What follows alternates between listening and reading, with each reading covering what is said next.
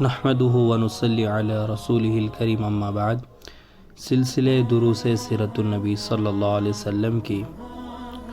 پچھلی ویڈیو میں ہم نے بات کی تھی کہ جب نبی صلی اللہ علیہ وسلم 6 سال کے ہوئے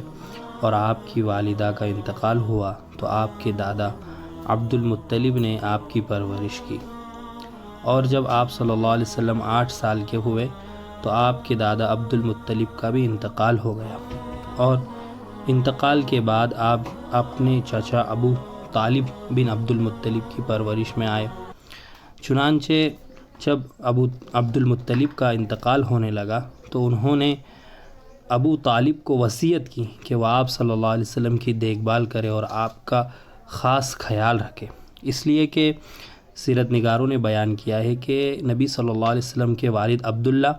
اور آپ کے چچا ابو طالب ان دونوں کی ماں ایک ہی تھی، یعنی فاطمہ بنت عمرو۔ باقی دیگر آپ کے جو چاچا اور پھپھوئیں تھیں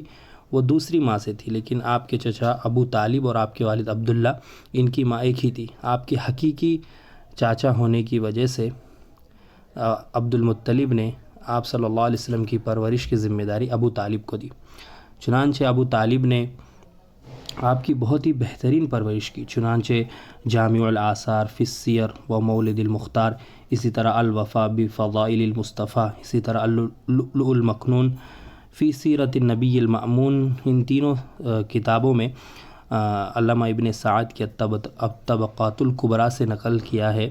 کہ ابو طالب آپ کا بہت خاص خیال رکھتے تھے، آپ سے بڑی محبت اور شفقت کا معاملہ کرتے تھے، یہاں تک کہ کہیں جاتے تو نبی صلی اللہ علیہ وسلم کو ساتھ لے کر جاتے، یہاں تک کہ جب سوتے تو بھی نبی صلی اللہ علیہ وسلم کو اپنے ساتھ رکھتے تھے۔ اور ایک عجیب بات ذکر کی ہے کہ ابو طالب کے بچے جب کھانے کے لیے بیٹھتے تو وہ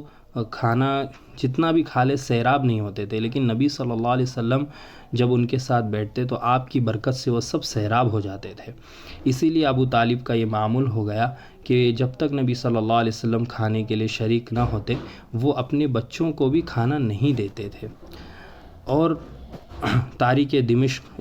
علامہ ابن عساکر رحمۃ اللہ علیہ کے حوالے سے سبل الہدی والرشاد، اسی طرح سیرت المصطفیٰ، اسی طرح الرحیق المختوم وغیرہ کئی کتابوں میں یہ بات نقل کی گئی ہے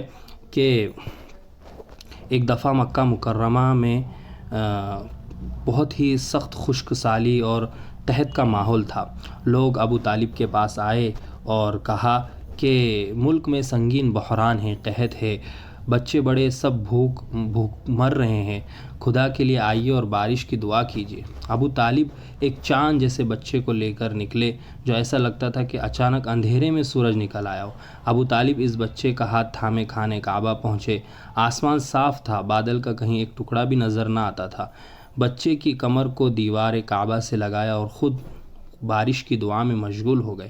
اچانک چاروں طرف سے بادل گھر آئے، موسلا دھار بارش ہونے لگی، میدانوں میں سیلاب آ گیا اور شہر و جنگل سرسبز و شاداب ہو گئے۔ یہ نبی صلی اللہ علیہ وسلم کی برکتیں تھی۔